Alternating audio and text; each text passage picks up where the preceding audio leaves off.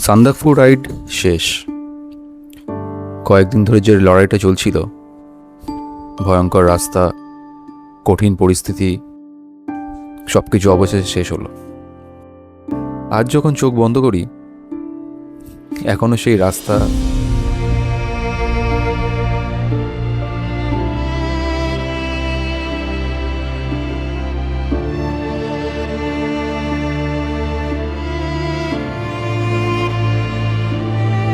সেই অ্যাডভেঞ্চার আর সেই অবিশ্বাস্য সুন্দর দৃশ্যগুলো বারবার চোখের সামনে ভেসে ওঠে। এই স্মৃতিগুলো, এই অনুভূতিগুলো সারা জীবন সঙ্গে থাকবে। শরীর ক্লান্ত, মন ক্লান্ত, আর তাই দরকার ছিল একটা বিরতির, একটা রিল্যাক্স ডের, একটা দিন যেখানে শুধু আরাম করব। কোনো তাড়া নেই, কোনো চ্যালেঞ্জ নেই।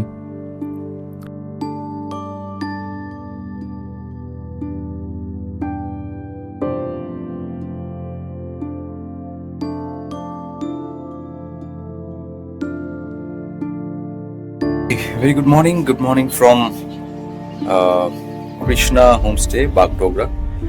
তো জাস্ট উঠলাম। আজকের দিনটা তো বেসিক্যালি রাখাই হয়েছে ল্যাদ খাওয়ার জন্য, পুরো রেস্ট আর কিছু নয়।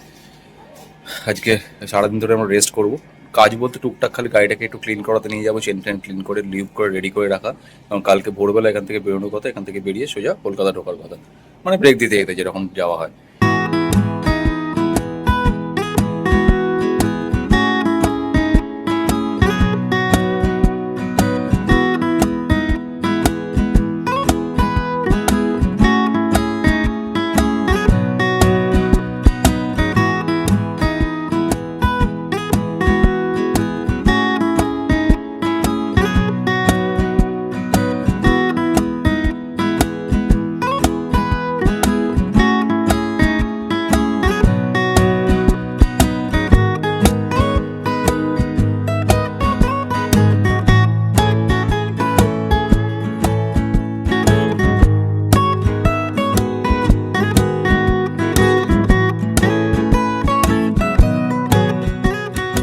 ব্রেকফাস্ট করলাম। ব্রেকফাস্টে এখানে দিল হচ্ছে লুচি, আলুর তরকারি, ভালোই ছিল। আর এখানে এমনিতে রুম ফুমগুলো বেশ ভালোই সুন্দর, প্রপার্টিটাও খুব ভালো, প্রচুর জায়গা রয়েছে। আর সব থেকে বড় কথা হচ্ছে আমরা ছাড়া কেউ নেই, পুরোটাই আমরাই রয়েছি আর কি, সবকটা রুম। তো এবার বেরোবো। এই জাস্ট রেডি হয়েছি ওই বাইকগুলো ওখানে পার্ক করা, কোল্ড স্টার্ট করে এসেছি। এবার যাবো হচ্ছে ওই গাড়িটাকে ক্লিন করাতে, চেনটা ক্লিন করাতে, তারপরে এসে আবার চান টান করে লাঞ্চ করে রেস্ট। চলো যাওয়া যাক। বেরিয়ে পড়েছি, 10:51 বাজে। আর দেখা যাক কোথায় দোকান পাই আমরা চেন ক্লিনিং আর বাইকটাকে ওয়াশ করানোর। বাকি আরও টুকটাক কিছু শপিং ফপিং করার আছে কারো, সেগুলো করে দুপুরের মধ্যে এসে লাঞ্চ ফাঞ্চ করে আবার একটা রেস্ট, ঘুম। কালকে রাত্রিবেলার অন্ধকারে ঢুকেছি, চারপাশটা কিছুই দেখা যায়নি। রাস্তাটা ভালোই ছিল, মাঝখানে প্রচুর বাম্পার রয়েছে। আমরা রয়েছে হচ্ছে কৃষ্ণা ফার্মস। গুগলে সার্চ করে বাগডোগরা আশেপাশে থাকার জায়গা হিসেবে বেশ ভালো জায়গা, দেখতে পারো। রুমসগুলো ভালো, প্রপার্টিটাও ভালো। এখন সান্দাকফু যুদ্ধ ছেড়ে এখন আমরা হাওয়াই চটি পরে, ক্রক্স পরে বাগডোগরা রাস্তায় বাইক চালাচ্ছি। চারপাশে চা বাগানে ভর্তি। ইনফ্যাক্ট ওই কৃষ্ণা ফার্মসটা চা বাগানের মধ্যেই, পুরো চারপাশে এই দেখা ভর্তি টি এস্টেট। এদিকেও চা বাগান, আর ওটা ঠিক মাঝখানে। এই হচ্ছে বাগডোগরা এয়ারপোর্টের শেষের দিকটা। আলাস্কান এয়ার, IN-76 সব দেখা যাচ্ছে। প্লেনগুলো করছে আর কি, হ্যাঙ্গারে ঢুকছে। ঠিক বাগডোগরা এয়ারপোর্টের পেছন দিকে বাউন্ডারিটা দিয়ে রাস্তাটা যায়।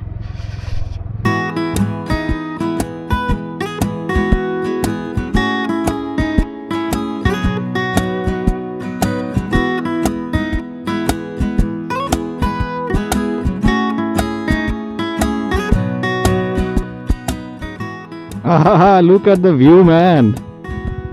পুরো ওই রাস্তাটা একদম এয়ারপোর্টের মানে রানওয়ের অ্যাঙ্গেলে পুরো। লুক এট দিস,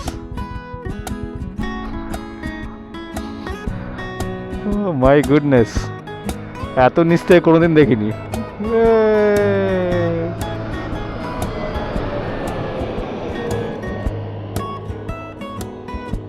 চলো আমরা সব কাজ ফাজ করিয়ে এলাম, গাড়ি ধোয়া হলো, একটু টুকটাক চেন ফেন টাইট ফাইট করা হলো, কিন্তু দুঃখের বিষয় আমার গাড়িটা দেব নিয়ে গেছিলো, তো ওটাতে করা হয়নি, এখনও কিছু কাজ বাকি আছে। ওখানে আমাদের রিসর্টে পৌঁছে ওখানে চেনটা টাইট করাতে হবে। আর আমার ফগ ল্যাম্প একটা ওই সান্দকুর রাস্তা ঝকনি চক্করে একদিকের ক্ল্যাম্পটা কেটে গেছে, তো আমি আবার একটা ক্ল্যাম্প কিনলাম, সেটাকে দিয়ে ফগ ল্যাম্প মানে লেফট সাইডে ফগ ল্যাম্পটাকে ফিট করতে হবে। ফিট করার পরে তারপরে কালকে বেরোবো বাড়ির উদ্দেশ্যে।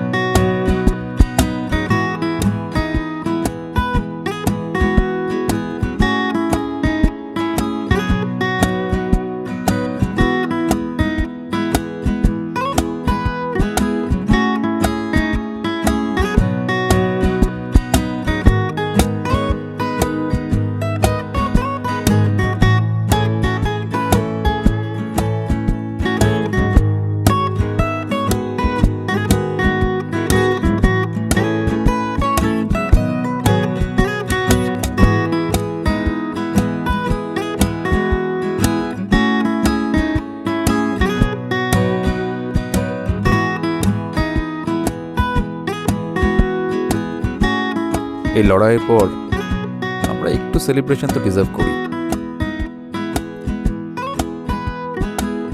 একটা ছোট্ট সাকসেস পার্টি নিজেদের জন্য।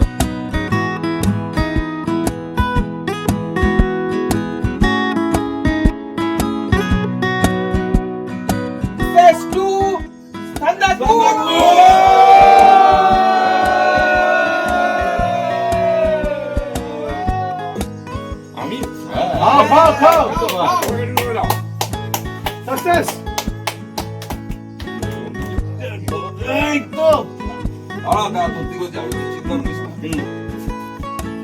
ইয়ে কোথায় কি বলে আমাদের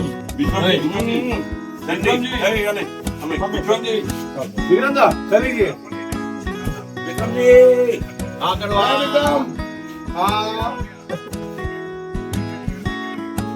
लेके कैसे जाएंगे और एक कटेगा वीडियो हो गया 7:28 আর আমরা এখন বেরোচ্ছি আমাদের ডেস্টিনেশন, মানে ডেস্টিনেশন বলতে সরি, আমাদের যে রিসর্টটা ছিল ইয়ে থেকে, সেখান থেকে বাগডোগরা রিসর্টটা থেকে কৃষ্ণা ফার্মস। আর এখান থেকে বেরিয়ে কলকাতার উদ্দেশ্যে আমাদের যাত্রা শুরু। ফার্স্টে এক জায়গায় আমরা ফুয়েল আপ করবো।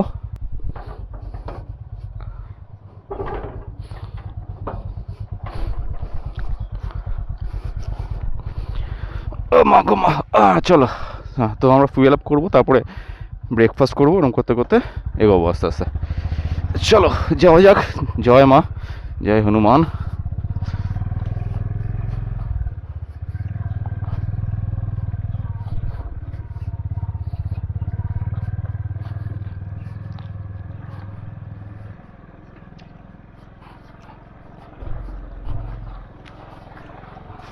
গাড়ির ঢোকার মুখটা খুব সরু, কিন্তু তারপরে ঠিক আছে।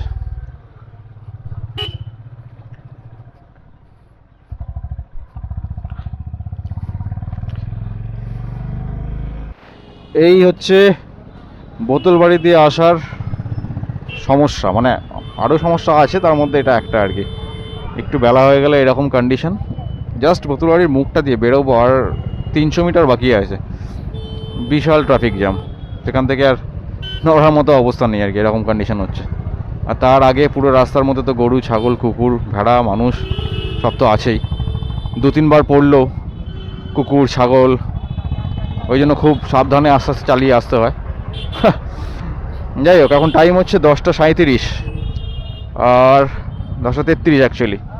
আর আমরা বোতলবাড়ির থেকে বেরোচ্ছি আর কি, জাস্ট এই উঠবো আবার হাইওয়েতে। 290 মিটার আছে এখান থেকে। আরও 27 কিলোমিটার পরে গিয়ে আমরা একটা ব্রেক দেব, মানে ওই ব্রেকফাস্ট করার জন্য দাঁড়িয়েছিলাম হচ্ছে যেখানে যাওয়ার দিনকে খেয়েছিলাম সেই ধাবাটাতেই। ওখান থেকে টানা 120 কিলোমিটার চালাচ্ছি। সেই 120 কিলোমিটারের মধ্যে 27 কিলোমিটার এখনও বাকি আছে। 27 কিলোমিটার পরে গিয়ে আবার একটা ব্রেক দেবো। আজকে লম্বা লম্বা স্ট্রেচ নেই, যতটা সম্ভব তাড়াতাড়ি কলকাতা ঢুকে যাওয়ার চেষ্টা।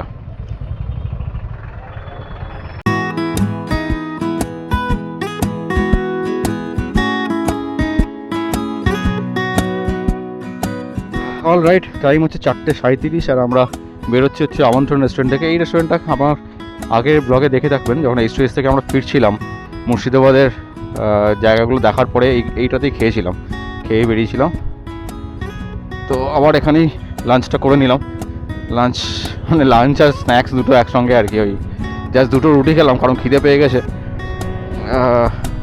না খেলেও হতো হয়তো, কিন্তু খিদেতে হয়ে যাবে সেই জন্য।